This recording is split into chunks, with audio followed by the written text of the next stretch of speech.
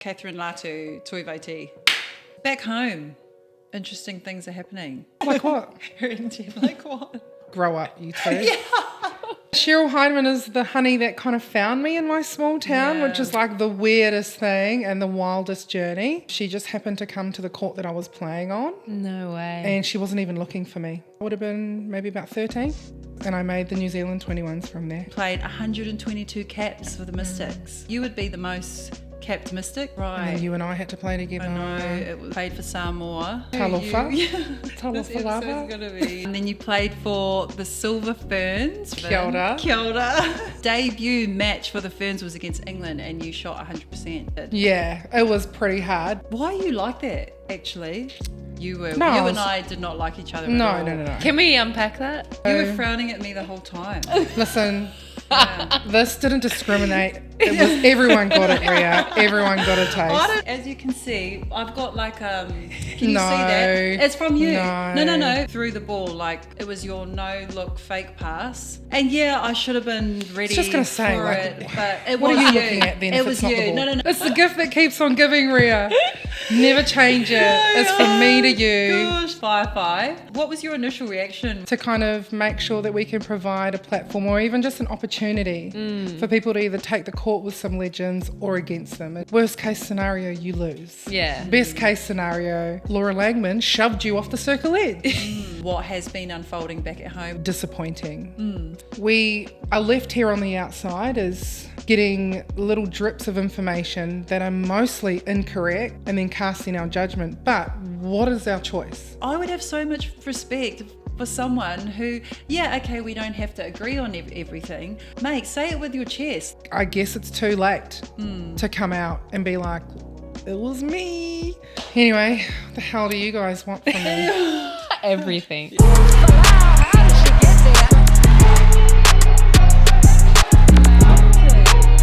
Up where?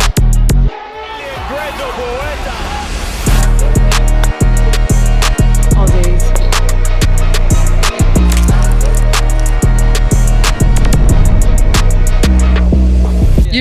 You know the reason why I'm here? Yeah. I listened to your voice note in the car with Celia, my sister.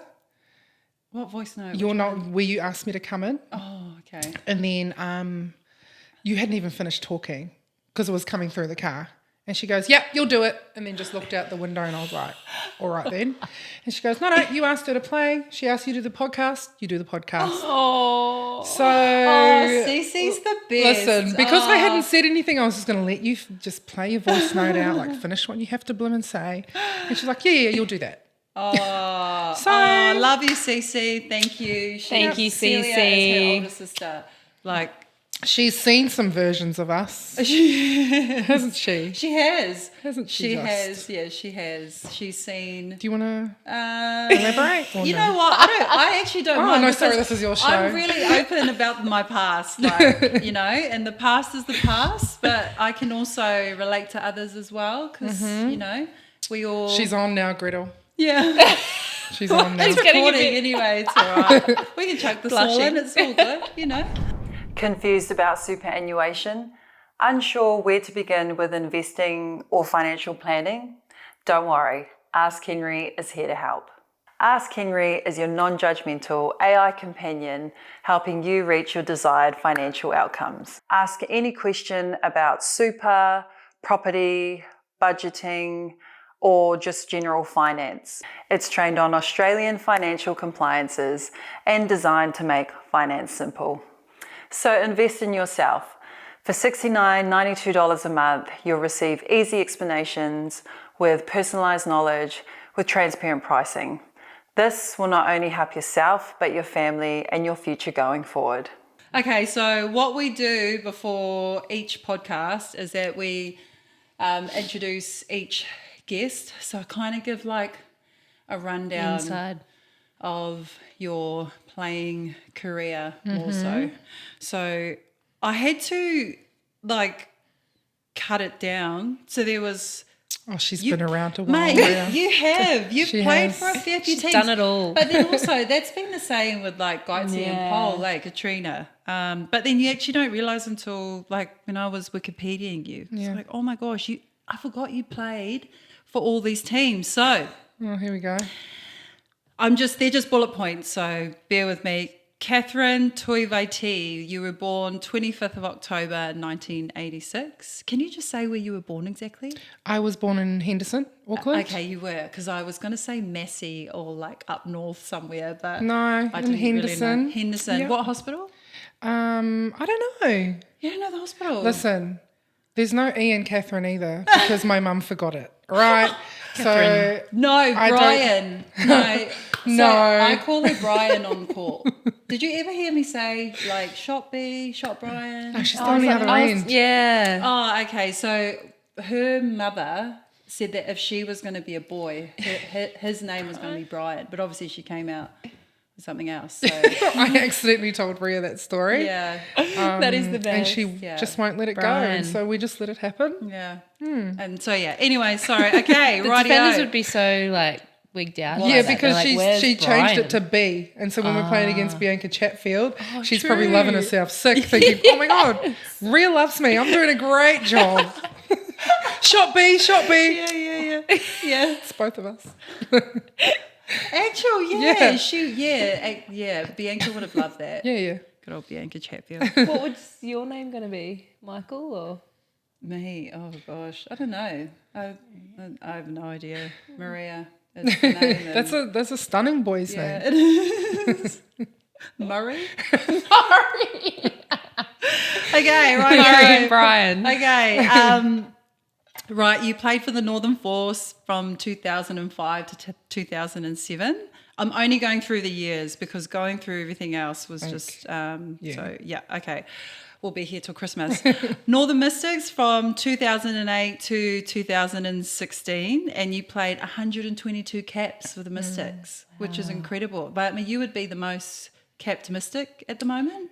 I think I was there the longest, yeah. So when it was Yeah. its inception, remember when Force and Diamonds? Yes, that's right. And then you and I had to play together. I know that was That's when it hard. was We need first to go got through created. that. That we was need to go hard for through me to your accept.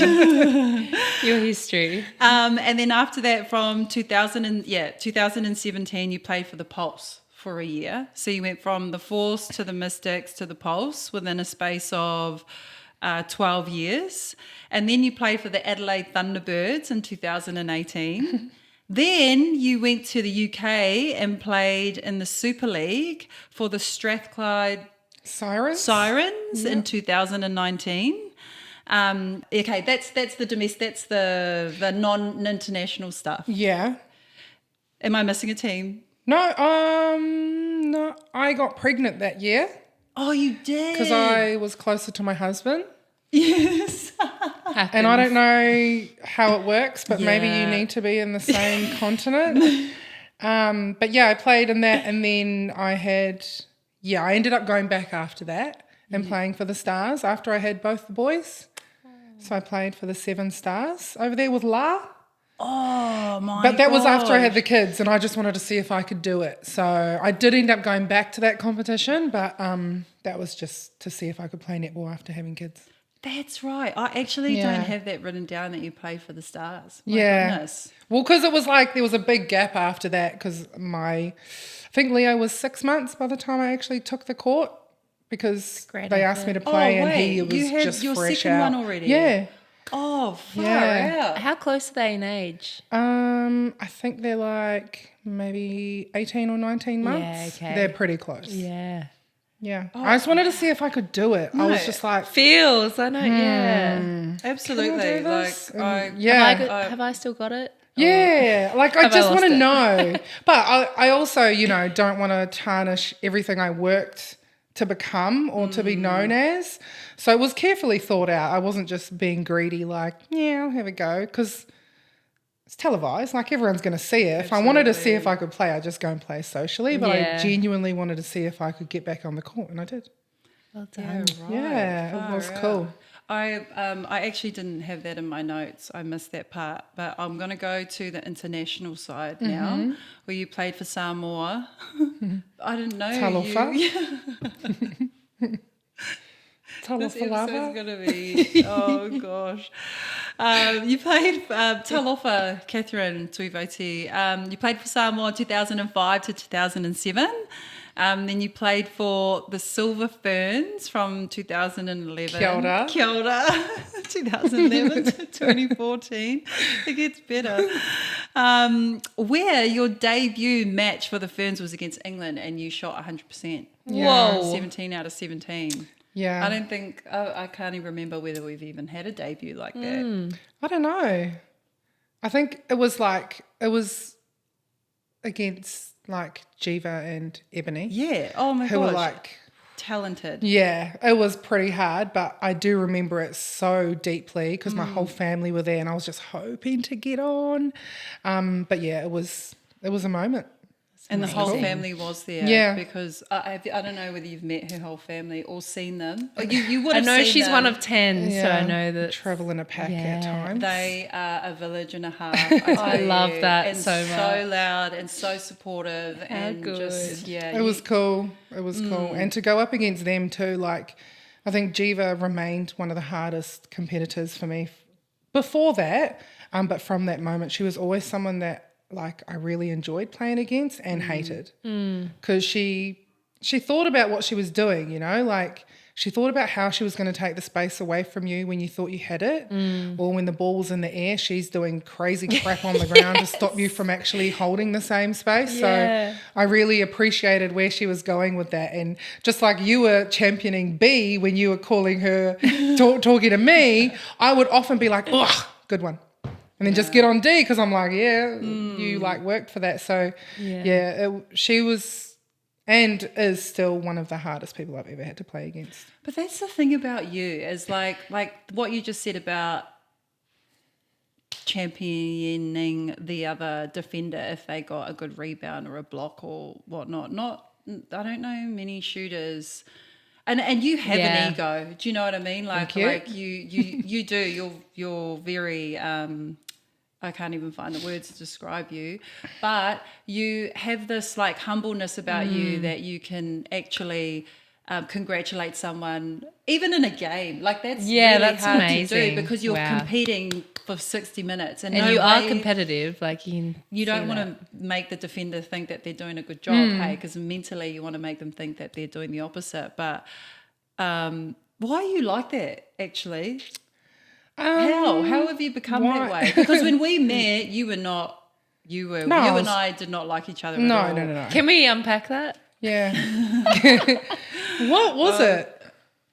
Well, I think we were just the same position. Yeah. Going for the same teams all the time. Yeah. And then naturally, like, my path took me to North Harbour and hers took her to Auckland, which is very, like... different. State of origin anger. No way. It was. They're just not that far apart, but it's very, very separate. And so, like, then you just get like this little loyalty, I guess it would be called. And it's just like Auckland, absolutely not. North Harbour, no chance. And you're the same age growing up. Yeah, and so like we're just naturally competitive, but never actually took time to speak properly. Never. And so you were frowning at me the whole time. Listen. This didn't discriminate. It was everyone got it, Rhea. Everyone got a taste. I don't know. I felt like I was being targeted by you quite a lot. But. Yeah, and you probably did. But I'm just saying, like, a few people felt the same way. But it was just a time where, like, it was competitive and we would always cross paths, but we never actually made the same team at the same time. Until we made mystics together and we were forced to... like each other. Yeah. It didn't take long. No, it didn't because we just never gave it the time to actually speak. And we were never around each other, to be honest, because we were always in our separate teams. But you were on one end and I was on the other. And the only time we would say hi and after the game. So there was never an opportunity like, hey, let's go have a coffee and hang out and like get to know actually each other. talk like normal people. True, and we're kids. Yeah. And so, yeah. Sorry, I'll just carry on. I'm almost done. You played for Samoa, played for New Zealand, and then you played for Tonga in the 2023 World Cup. I wanted to finish with Malori. I chat GPT'd you actually, and it said this is just what it said. This little caption. Oh, there's lots of different captions. But you're praised for your accuracy, deceptive movement around the post, which can I say we don't see that anymore. Like, we don't see that flavour. We don't see this so is fun to why watch. with the cameras here, as you can see, I've got like can you No. see that? It's from you. No. No. Remember you smacked me in the ball? You threw the ball like, I think it was twice or 3 times. It was your no-look fake pass. And yeah, I should have been ready just gonna say, for like, it, but it what was are you you. looking at then It if was it's not the you. ball? No, because the next day this formed and it hasn't gone down. So that's why. It's like a gift. It's the gift that keeps on giving, Rhea. Never change it. It's from me to you. Gosh, thank you. I feel so privileged. I've got a massive nose. Schnoz. I just say, it's just my Samoan side. But, anyways, that's enough said about you. Rightio. Let's go with your beginnings. So, can you take us back to the very start and how netball first found you? Netball, because I'm from such a really small town, Kawakawa in the Bay of Islands is tiny. It's just tiny. K-Town, if you will. Haere It's so small, and our family was so big that like it was fun to just go home. Like my brothers played rugby because my dad was still playing rugby. Like, was he? Yeah, like he was just trying. Yeah. And then if someone did him dirty, all my brothers came in and then they'd just have a big fight. So it was just kind of a fun thing to do. But in terms of netball, I just didn't really have a passion for it. I didn't start till I was like 11. Because so you started pretty late. Really late, yeah. And by force, because someone just walked to my house and said, my mum said you have to come and play. I was like, well, okay. Just got up. Wait, was that Cheryl Hyndman? No, it wasn't. Okay. It was up at the school because it's such a small, like I just walked up and then, and played from there. Did you start at shooter or? Well, I was tall, so I had to go both ends. You know, I'm sure you guys had to play defence as well, like just stand at that end, stop them, stand at that end, shoot them. So just like a bit of both. And I did that actually for quite a while. So I did it like till I was about 19. I had to play both ends. Like I enjoyed it though. Like I do enjoy the ways you can manipulate the game as a defender. Like as an attacker, you know what you want to do. Yeah. You can kind of like pre-plan things or foresee where people are going and stuff like that. But defensively, I kind of like how you can help affect where people go or what they see. So I kind of enjoyed that, and it's helped me now as a coach, I think. Yeah. Being able to play both ends and see what works and what doesn't. So I did play both ends, but I knew pretty quickly that being a shooter was for me. You know what I mean, girls? Yes, You're shooters. We do. Yeah, I just found it more fun. I just, and the pressure of having to get it in, I didn't mind it. Yeah. Which I guess is the thing that sometimes people forget. It's like being able to shoot under many different circumstances. Even as a young kid, you kind of know whether they're going to be good when it gets really hard or not. Yeah, that's interesting because growing up, a huge part, and look, you could correct me if I'm wrong, but the influence that Cheryl Hyndman had on your life, like in your netball career. She used to coach my older sister V. Yeah. I think my other sister played under her. Both my sisters played under Cheryl Hyndman, but she was this netball stalwart, red hair, gorgeous. No, but like flame red. Yeah, flame. We're not even just talking red. It's like it suited her personality. It did. Yeah, it did. Yep. It still does. Is it still red? Yeah, it's still red, girl. Yeah, you know. Right. Far out. She's on fire. Okay, I was going to say she's still alive, but yeah, she is. Yes, she is. Okay. She's still going. Yeah. She's still loud. She stepped away from netball a little bit. Oh, she has? Yep. But she still watches. She still loves it. She just doesn't have as much to do as she used to. But yeah, right. Yeah, Cheryl Hyndman is the honey that kind of found me in my small town, which is like the weirdest thing and the wildest journey. She just happened to come to the court that I was playing on. No way. And she wasn't even looking for me. I was just there. Because up in North Islands, my Bay of Islands college, and I was really young playing with the big girls. So I went, but they were all like I was third form. They were like seniors. And we were playing against Avondale College, which is a big netballing school from Auckland. She came to the court to watch the shooter that they had, and I just happened to be there. Yeah, wow. And I was exactly what she was looking for. So she found me. Wow. And who were they looking at in the Avondale team? Do you remember? I don't remember, because I didn't really know until a few years later, that's what had happened.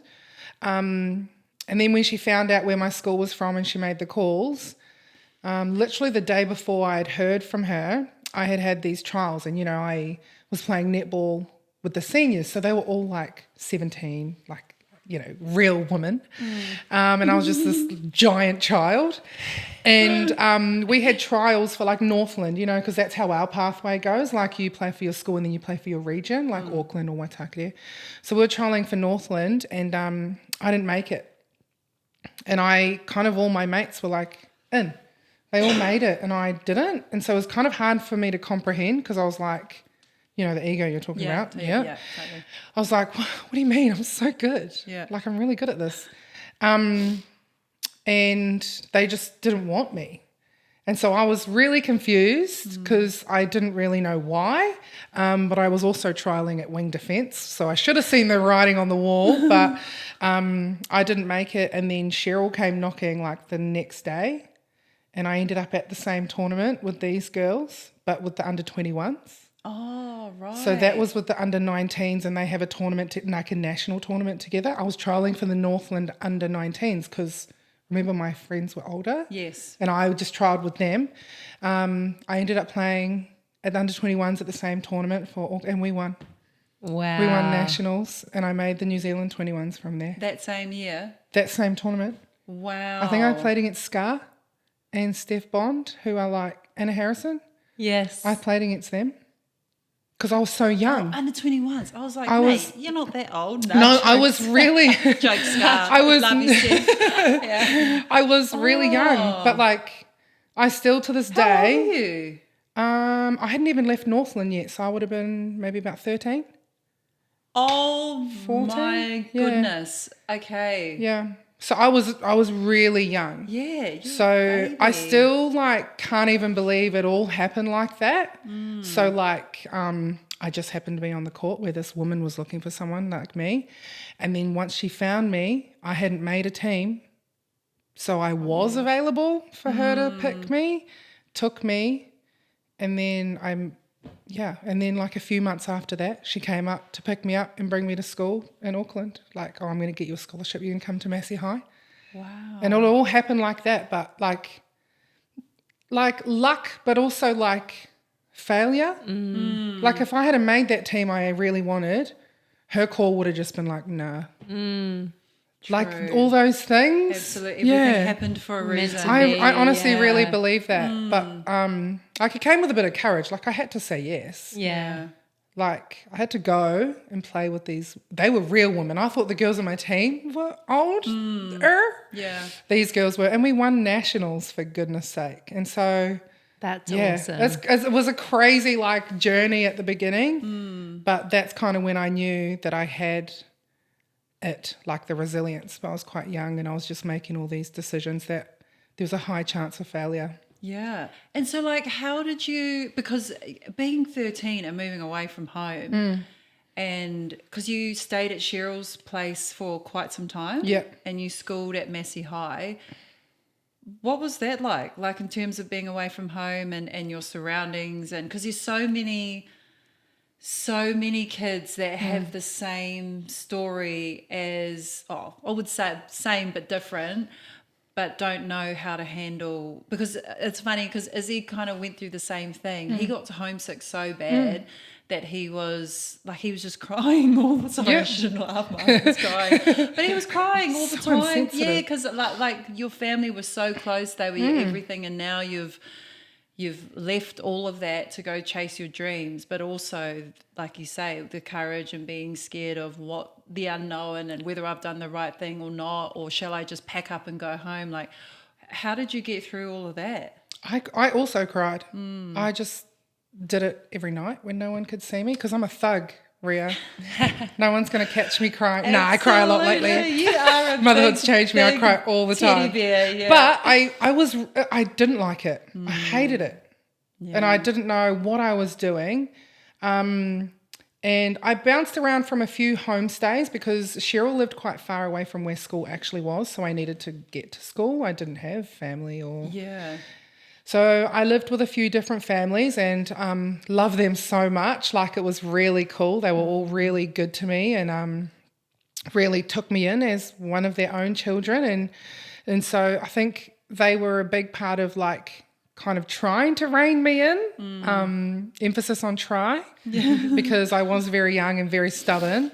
But I think it was just the worst experience. Like, I cried a lot. Yeah. Well, because it just went from being like this loud, rambunctious house where we just fight for fun and put holes in the walls and mum's trying to cook and we're all screaming because someone's bleeding. But like, and then I just go to a really quiet environment. Yeah. And so it was just kind of jarring and really confusing to me. And I was really young. And I only realise that now that I'm in a coaching space and I see kids of age from when I left home and I'm just like, holy hell. Like, I was that age when I actually left my parents, and then I see all your mum's toddling after you, picking up all your crap as you're walking out the door, and I'm like, oh gosh. So that's when it reminds me of how young I really was. Yeah. But I always knew that if I could just get it out, I'd be okay. But I knew something was coming, like there was a reason that all of this fell into place like that. And I couldn't see it at the time, but I knew it would come eventually, and it did. So after that time, when did you make New Zealand? Because the next big team for you was the New Zealand 21s. Hey? What year was that? That was... Long after? Sorry, we're winding the clock. No, because I made that New Zealand under 21 squad before I left Kawakoa. Because remember, I'd been pulled out to go and play. Sorry. So they named it at the tournament, remember?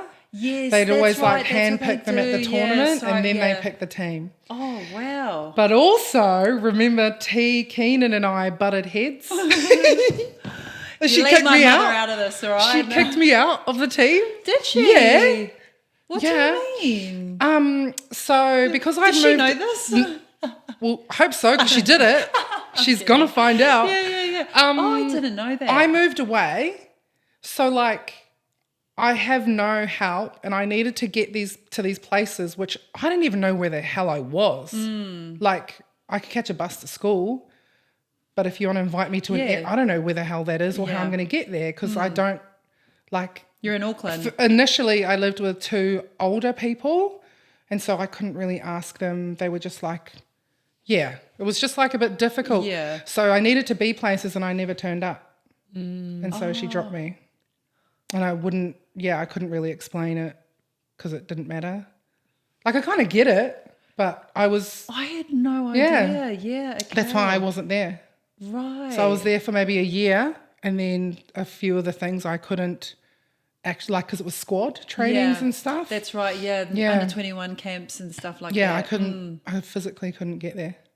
Yeah, right. Yeah. Oh, far out. You know what's funny? I played with her for so long, and I've known her for ages. Well, I didn't want to talk ill about your mother like that. Yeah, no, I actually didn't even know. That's so interesting. And crazy at the same time. I didn't know you were 13 when you left.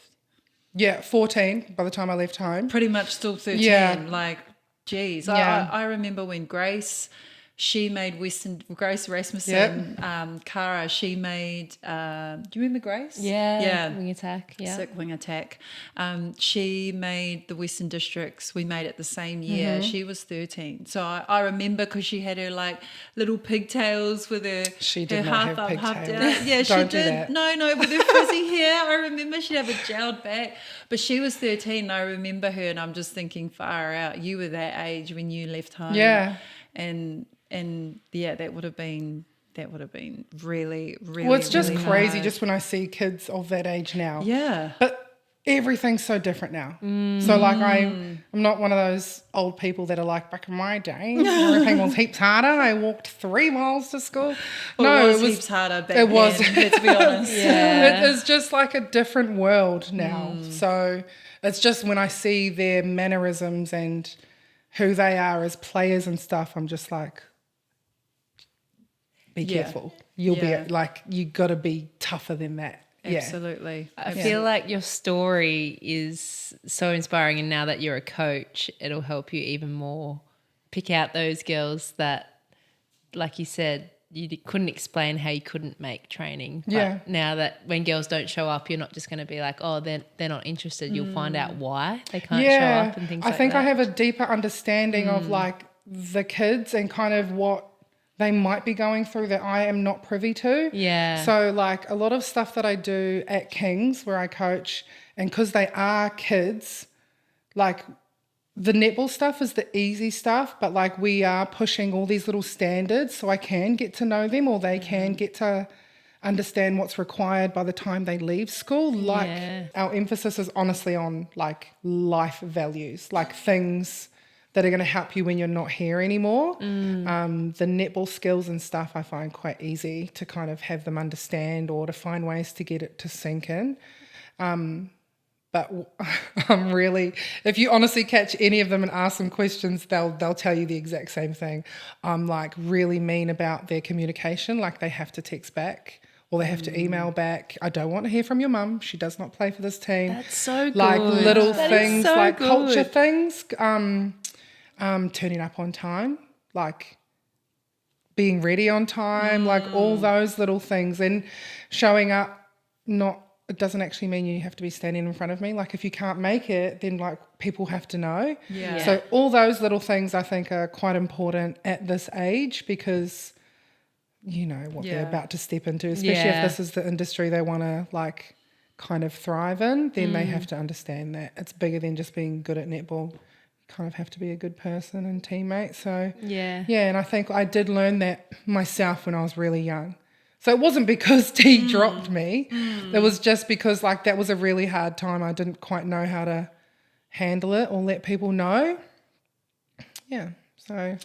But don't you think those little setbacks make you, I feel like when I look back at all the setbacks, it makes you almost like want it more, or when you realise you didn't want it and then you get dropped, you're like, oh, actually lights a fire in you. And you're like, oh, I wanted that and I didn't even realise. So now I'm going to take the learnings and go forward. Always. Great. Like always. And I think that's why I hung around for so long. Which is because I wanted to prove things, but not to other people, sometimes to other people, because you know, there's a line. Absolutely. But it was more to me, like, can I do this? Am I good enough for this? And if I thought about it for too long, then it was something I needed to do. So otherwise it would just kind of go straight over my head. And I didn't realise until I played for Tonga at the last Netball World Cup, and I was done. I didn't know what that felt like. Because, you know, I had 2 babies. I thought, oh, I'm done now. But I didn't realise I was lying to myself. And what was it about being in was it the World Cup or being in the Tongan team, or like what was, I don't know, like what made you make that decision? Because I know when we talk, it's like Katie always needed like an itch to scratch. Like she wasn't 100% done. So I would still say it, like I'm done, but I didn't realise that it was that obvious that because I didn't actually know how I was going to end it, and I thought having kids was. And apparently it wasn't, because the feeling I got after that World Cup, or kind of in the middle of it, I was like, oh, I can let this go actually. I think I can let this go. Yeah, and I think it was nice for the girls. The Tongan players were just unreal. Like they were just like exactly who I wanted to end my career with, I think. The way that they enjoyed each other. Results didn't matter too much to them, but they did enjoy the process and the journey just as much. And it was like quite nice to share the journey with my family who were there with me. And so cool. And I just can't really explain it, but I knew that was it for me, and I was happy and sad, but very clear after that. Until these little brats come back She's in. got another itch. Another one. Gosh, there is no itch. I'm just It's favour for favour. There was an itch. You need to play with me, please. I knew there was an itch when we played it, and we were watching, and it was unfolding, and then you look over at Caddy, and she's already scheming, like absolutely. trying. You were she came with all the questions. Up and down that sideline. You were just. We lit that fire again. You did, because that little like naughty part of my brain is like, how can we bend these rules right before they break? That was the main thing. How can we bend the rules? Because that's what the Caddy likes to do. Oh gosh. Anyways, good segue for 5-5. What was your initial reaction when I told you about it at Katrina's daughter's birthday party? No. It actually went a little further back than that. I get a message from beautiful little Sophie Hankin, who I met in the UK and is now in Dubai. Now, I hadn't heard from either of you ratbags, but she did say to me... Wildfire captain. Oh, okay. Yeah, because your name came up. And she's like, hey, how are you, Caddy? I'm like, yeah, I'm good. Hey, you playing this thing for Greta in November? And I'm pretty sure it was the beginning of the year or maybe late last year. And I was like, I don't quite know what you're talking about. And she goes, oh, well, your name's come up. And I'm like, interesting. And I just kind of left it. And then when you came in and said that, I was like, I knew you had something to do with this. And then all the pieces fell together and I was like, oh my gosh. And so you asked to coach a team and I was like, cool, I can put a team in, like, Gold Coast Titans. I'm kind of doing that at the moment. Throw them in the deep end. That's fine. Laws, however, Caddy, if I play, will you play? How can you say no to that woman? You don't say no to her. Yeah, she's really. She didn't even twist my arm. I just know how serious she is. I was like, fine. Can you do all the work though? Because absolutely. So that's just, and then we just started like getting excited about the possibility of getting a gang back together of like-minded women who have gone on to the next phase of life, but want to kind of have a little hoon. Absolutely, and your team is. You guys are on fire with the recruitment. I love the mix of, wouldn't say old, the experienced and the up and coming. That I know you haven't announced the up and coming players, which you guys will soon. But I've been impressed with your content creating. By the way, I didn't know. I didn't know you guys had another creative. So my beautiful little niece Paigey. Good old Paigey. I like rope her in, and we literally sometimes meet up for breakfast and we go over like what the next one needs to look at. No, we do. This is the best. Good. Basically, if I pay for breakfast, then she has to take all my suggestions and do everything that I say. So that's how it's been going. But just trying to make it like fun because I know what the vibe is for you guys. We know that we're signing up for something really exciting. But we also know that we want to make sure that we give a platform to some young ones that are honestly genuinely excited to take the court with some of the big dogs in our team. So it's exciting for them. It's exciting for us because they got brand new fresh knees. Yeah. And so we actually like get that good mix in there and hopefully we can, take you guys' money. I remember you saying just before when you're like, you were younger and you had to play up and it scared you, but you took the opportunity and the challenge on. And I know when I was younger, my mum would always be like, embrace the challenge. Like you want to be challenged, like always play up if you can and you'll get humbled quite quickly, but like take the opportunity. And I feel like with 5-5, when we're putting the feelers out to certain people, some young ones do grab it with both hands and others are a little bit hesitant. And I think even from that initial response, what the players like from that. But I think it's quite intimidating when people see your team read out, but I think it's also exciting for the young teams to have the opportunity to play against you guys. And like you said, no matter if you're 13, 14, I think there's a 15-year-old girl I know coming to play. This is just the start of it for them and they're thrown in the deep end and it's really, really exciting. So if you're a young one and you're coming to 5-5, don't be intimidated. Embrace it because anything can happen. And I think we saw that when we watched the Titans play the practice game is that the young centres who embraced it. I don't know their names. I think you've already recruited them. We may have. You'll have to stay tuned. Yeah. Never And they took those shots. Yeah, that was awesome. And that's what excites me about coming to watch it over the weekend, is seeing the young ones shine, but also seeing them next to you guys out there on court, and seeing you go to town as well, because I know you're not scared of putting those 3-pointers up, which I aspire to be like, because I am scared to put the 3-pointers up. Listen, the twos are a stretch for me. Yeah. But I think that's the whole point, isn't it? Is to kind of make sure that we can provide a platform, or even just an opportunity for people to either take the court with some legends or against them. And worst case scenario, you lose. Yeah. Best case scenario is that you actually get to tell people that Laura Langman shoved you off the circle edge. Like, there are so many things. Casey Corpua, rejected my shot. That oh my God, how exciting. Absolutely. Exactly. Yeah. So, and the fact that these guys are still willing to put themselves out there. Casey's the only one with the most recent playing experience. So she had no choice. We're like, you're playing because you just played a month ago, so you should be fine. She showed though. Exactly. She still got it. Exactly. Wow. And so we kind of know, the resume behind our team is unreal, but anything can happen on the day, and we might get these young ones coming through taking it off us. Are you going to do the shooting challenge? No. The last blaze. Are you going to do the last blaze? Is that the running one? That's the 60-metre sprint. Listen, grow up, you two. I'm going to need you to calm down a little bit. I've done enough. I've done it all. I did say to Gretel, I was like, I'm not sure what we'll be able to get Phoenix through there, but...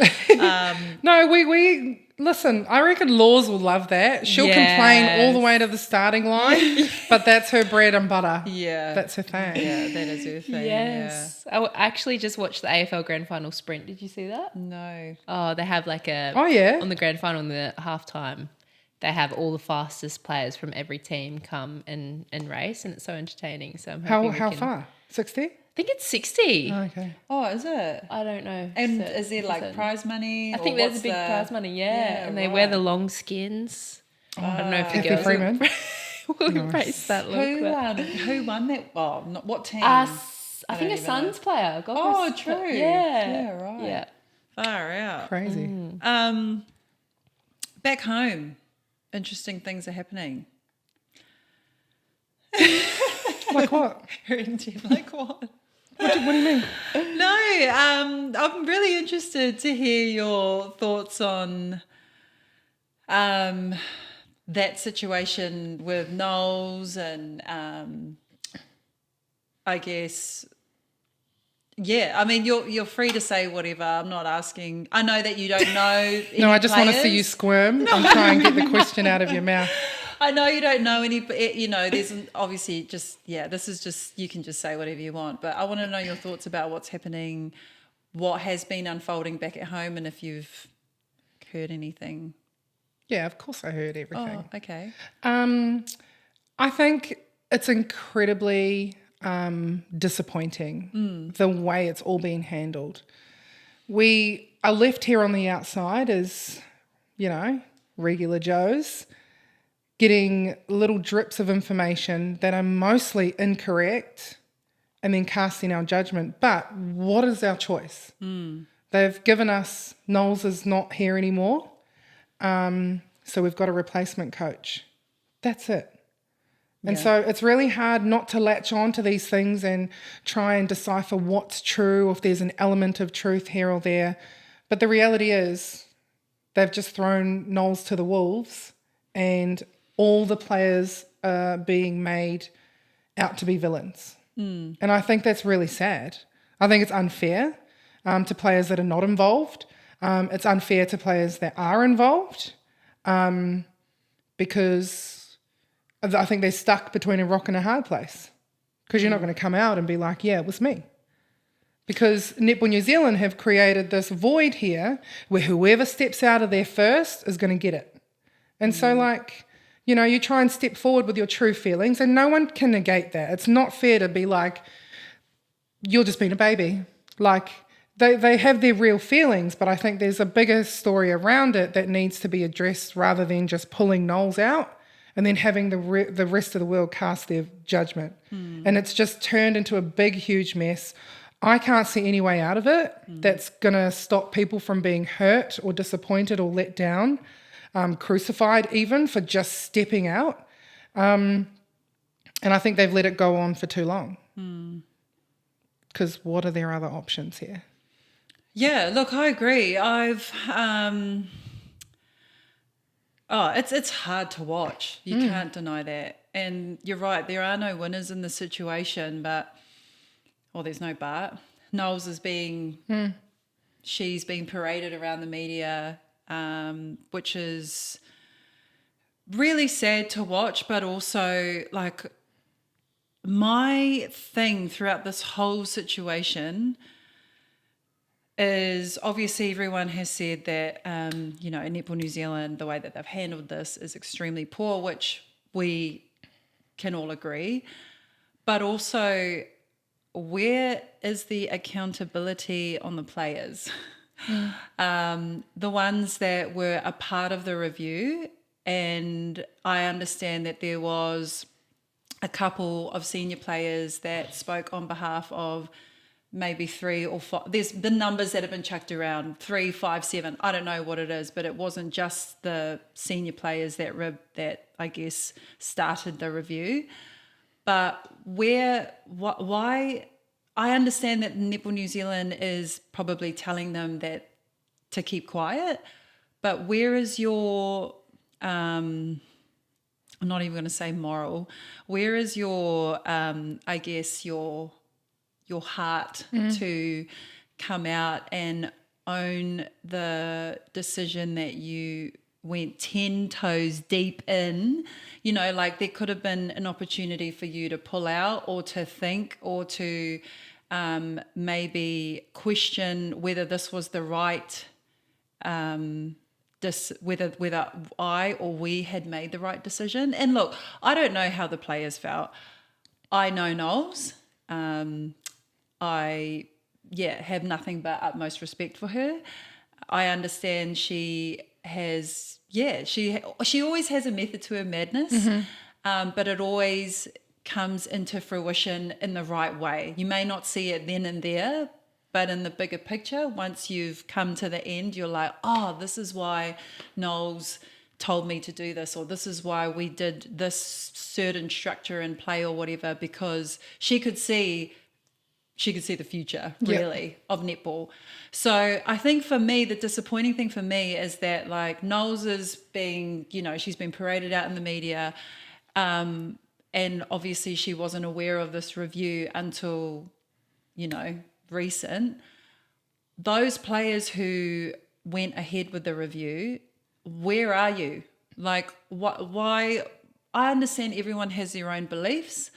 Everyone is different in their own way, but come out and show who you are, because there are other girls that are getting ridiculed and persecuted because of the actions of these girls, right? And to be honest, I would have so much respect for someone who, we don't have to agree on everything, but mate, say it with your chest, like own it. Own that you were the one that felt uncomfortable or unsafe, because at the moment there's other girls that are being pulled left, right and centre, being accused of being a part of that group when they had no part in all of this. So I think, I'm just disappointed in Netball New Zealand. We can harp on about them, but also you felt unsafe for whatever reason, and that's completely fine. That's not the thing that's wrong. It's that, like you said, everyone else is speculating. Everyone else Knowles is being thrown to the wolves, and there are other girls that are being pulled into this who weren't a part of it. So come out and own it. It's okay. And I totally understand that part, and that's why there's a small, tiny part of my heart that feels sorry for those girls too. Absolutely. Because it's gone on too long now that I guess it's too late to come out and be like, it was me. Because But then what happens then? So, like, say if they bring Knowles back, that's been the word, is that Knowles might be coming back. Yeah. That doesn't surprise me because Knowles is she's not done. She's not done, but also she's not one to either hold a grudge or she just wants the best for netball in New Zealand. So if that's her coaching and she knows she's still got it, then she would definitely go ahead with it. I mean, look at Grace. And I feel like all the Australian super netball teams are like just waiting to see whether she goes back or not, and they'll pound. They know how valuable Knowles is. She's the magician, and she'll be in hot demand if Silver Ferns don't take her. And I just feel like she deserves a little bit more respect than what she's had. She's achieved so much. It's really sad, and I just think it's a big lack of communication amongst everyone. I think it's the public silence that makes it very, very sad and a little bit upsetting, especially when you know what Knowles is like and you know your own interactions with her, all the years you spent playing under her. I know she forced you to play your most unliked position of goal shoot. You did not agree with it, but you did it because it was her. Better for the team. And you won a World Cup doing that. So, it's really hard when people know Knowles so deeply to understand why this is happening and why people can't take accountability. But again, I'll stress that we don't know the full story. Absolutely. And so it's really hard. Are they being told to keep quiet, or are they changing their minds? Or, it's really hard. I mean, the review process, why was it a handful of you? Why was it only a few of you? And why did it go on 2, 3, for so 5, long? 7, don't really care. There's a massive squad between, what happened in January to now. There's a few people that have come through that system. Why only a few?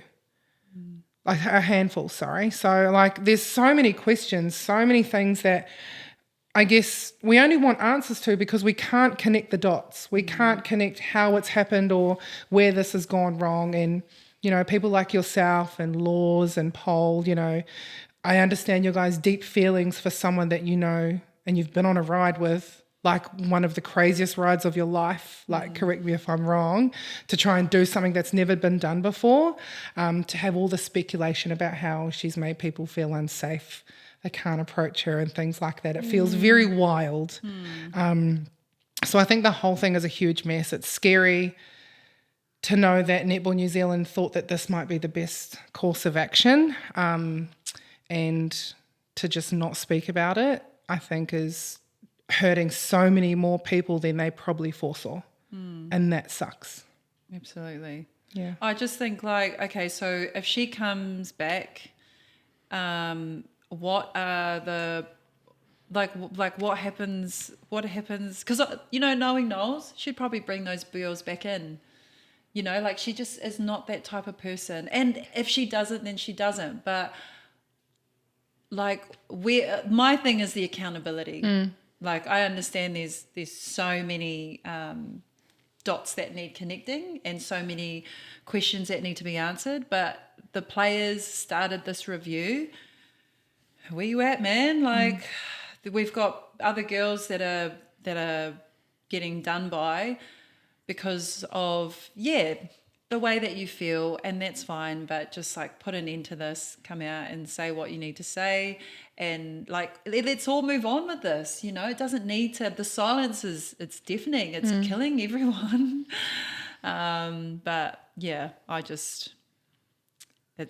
just sad. The whole thing's just sad. Yeah. Well, she has her review today. Oh, she does? Yep. Oh, okay. So I think they're going back and they're actually communicating with each other. So hopefully we'll get an answer soon. More about where she stands. To be honest, if people want to lean into their feelings and stand up and say what they feel, if nothing else, to protect the girls that are being dragged into it for no reason and being persecuted online, which is really really hard, especially for ones that are so young, that have nothing to do with the situation and are being dragged in. That would be glorious. However, hopefully Knowles gets an answer so she can either let it rest and move on, or come back if that's what she desires. But hopefully we get an answer soon, because the Silver Ferns take on the Diamonds on the 17th of October. I'll be commentating. Yeah. Are you? I am. So hopefully they have this sorted because this time last year, a version of the Silver Ferns came over to Australia and played in New Zealand and did some historical, iconic netball playing and smoked the Diamonds by double digits 3 times. And I don't think that's happened ever. So there's potential for it to happen again, especially, you know, New Zealanders love to play under self-inflicted pressure. So hopefully we can use this one in our next journey going forward. But there's only a few weeks for them to figure out what the hell it looks like going forward because... As an Australian looking at the Silver Ferns, I thought it just really shocked me because it's like you've come off such a successful Constellation Cup. You've won by so much. I would think that they'd be humming like on their way to Commonwealth Games, World Cup, and then this has just happened and it's like, what? Yeah. How? Where? Like, just goes to show you never know what's around the corner, I suppose. So we'll see. Yeah, we'll see. But that's good. Like I've nothing but, you know, let's just get this over with. Let's all move on, and the Ferns can be the wonderful Ferns that we all know for them to be. Because, we just all need to move on. Do we? Yeah. But the timing is horrific, right? So we've got the ANZ Premiership. Rubbish. It was up in the air. Yeah. Is this competition going to happen? We don't even know what it's going to look like. Yeah. We've got no broadcasting rights. Like, this happens, right? And then Knowles Chow is shown the door. Right as the New Zealand under-21s are heading off to the World Youth Cup, trying to do something that it was always going to be hard. Australia haven't beaten New Zealand at World Youth Cup since like the 90s, I believe. Yeah. And so all of this happening at the same time was just like netball in New Zealand. Like you can't time some things, but it was just everyone was looking. We just need to make better decisions or at least just think things through a little bit. So timing was not great. Well, the review was, didn't this happen in January? And then I don't know when the review process started. Do you want to pull the trigger right now? Like, is this the time? Yeah. We've just trying to figure out domestically what Netball New Zealand is trying to do to keep our girls in the game. Yeah. You opened up the doors, let a few of them come to Australia. Gorgeous. Like, you know, that was only fair. They if they want to go and they're good enough to go and be picked up, they should have the option. So it's just timing's not great. We're better than that. Yeah, I agree.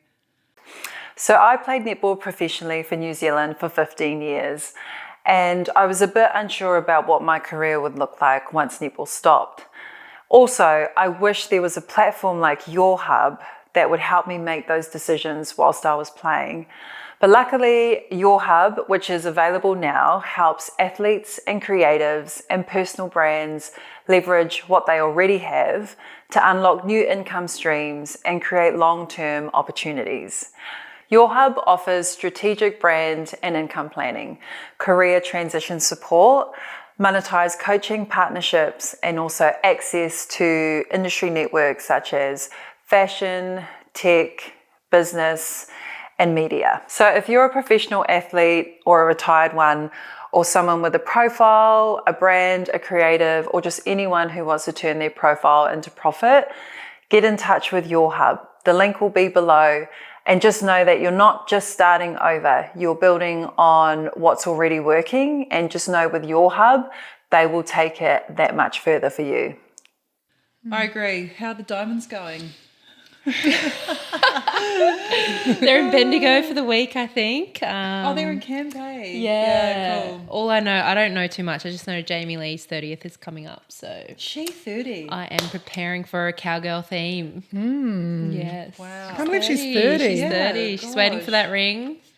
Still waiting for the ring. Oh, wait, how long has she been with him? Yeah. Oh, I don't know. Probably. Feels like a blur. I definitely remember when she met Harry, and Harry is a legend. He's definitely the one. I think 5 years. Oh, okay, yeah. She should ask for the ring. Yeah. I got that. It's going to happen. Sorry, you need to get on the road, Frick. All good. I've really enjoyed this. This has been so cool to have you and Bashi. We got Bastion on the side here. He's obviously the cutest. He is. I've heard. Look, we could talk for hours, but I'm so thankful that you made the time to come here on the Firefly podcast and share your inspirational story, which I learned so much about. I actually didn't know. I knew your journey was at such a young age was difficult, but I didn't know that you were faced with so many difficult challenges along the way. And I need to talk to T. I didn't know that she could you out. I hope she remembers. No, but again, it was one of those things, right? It set me on a different path because then I played for Samoa. Yes. From there? Yes, Talofa. Yeah, Talofa. Under 21s and World Cup. And then the next World Cup, I was available for New Zealand. Yeah. No, it's... And I wouldn't change that, to be honest. I was going to say... Like, it was actually really cool. I got to do some cool stuff. Yeah, I think my career's just been one of those ones where I'm like, I want to have a go. Like, I want to see if it'll work. I'd always said, like, failing doesn't actually freak me out. Regret does. So if I don't try, I'll never know, and that'll haunt me the rest of my life. So, yeah, that's why I kept failing. And I'm like, Netball New Zealand, oh, you haven't made it. I'm coming back. Yes. You'll get me the next time. Absolutely. So, like, you know, I even tried to bang that door down so many times until I was done. Like, and it was a result of like public dropping. Like, everybody knew. Yeah. It wasn't just like, oh, you haven't made it. Like, I'm not on the team list. So it was always gross, but like, it didn't actually matter to me. I had to know that I tried. And then I could move on. Are your siblings like that? You're so resilient. Yeah. In different ways. Yeah. We're all very different, you know, like you and yours. I don't know what it is. I don't know if it was because I left really early. I don't know. Yeah. I was just like a bit of a killer. No, but it's so cool. Like I would love. I just think there's just so many great one-liners that you've said, and just your story just resonates so much with, like, we meet a lot of young girls, Izzy and I meet a lot of young boys with, early leaving home and their struggles and stuff, but yeah, it's just so tough. There's only very few kids that go the extra mile, and that's like why you knew. Yeah, and you. That's and I didn't. Even when I didn't know, it was like, I'll just cry. I'll be all right. Yeah, yeah. And it is crazy, but like I said, it like set me up to come into this phase of coaching and understand kids better, and try to understand who they are and where they've come from. Yeah, because you know, if you have your parents do everything for you, you don't know any different. You just have no idea. And is that how you parent? It's really interesting because I had them quite late, but that's because I was trying to do all these things. So no, it's not, because I know what it's like. So they're quite young, but I kind of have nothing that I need to do anymore, if that makes sense. Like, I can just be with them, and there's like pros and cons. Like, I'm scared I'm going to be like walking frame when my baby has his 21st type thing, right? Because I'm a bit older. But you guys aren't even old. My daughter's 21st. Gosh, yeah. So it's a little bit strange, but like, I did so many things. There's no stone unturned for me. So I'm just full mum mode, and I love that. Yeah. I'd love to be younger. Yeah. Sure. Same. Do my knees crack when I get up to play with my kids? Yeah, they do. But like, I'm content, I think is the word. Yeah. Nice. That's the best way to be. Yeah. It is. Yeah. Oh, so good. This is the best. We've been wanting to get you on the show. I know. Thank you. For so long, but I know. Thanks, Celia. I do. Yeah. Thank you, Celia. Thank you, Celia. But we know that you're coaching 12,000 teams in Queensland, so it's like... Can't wait for you to coach Lacey. Yeah. Just hearing you I'll talk still about be kids, around, I'm like... Britt, oh my God. Send Lacey Are too. you hot? Do you want me to Yeah, I just got really hot. And I was like, well, you've got red. I know. Okay, I'm really let's shy end about this. coaching Lacey. Okay, we're going to end this. All right. Thank you, Catherine, for coming. Brian, we love you. Love you guys. Appreciate you. And Can't we'll wait to see see you you. at 5-5. Woo! Chee-hoo. Handing over the check. Yeah. Yeah, give me your money. Yeah.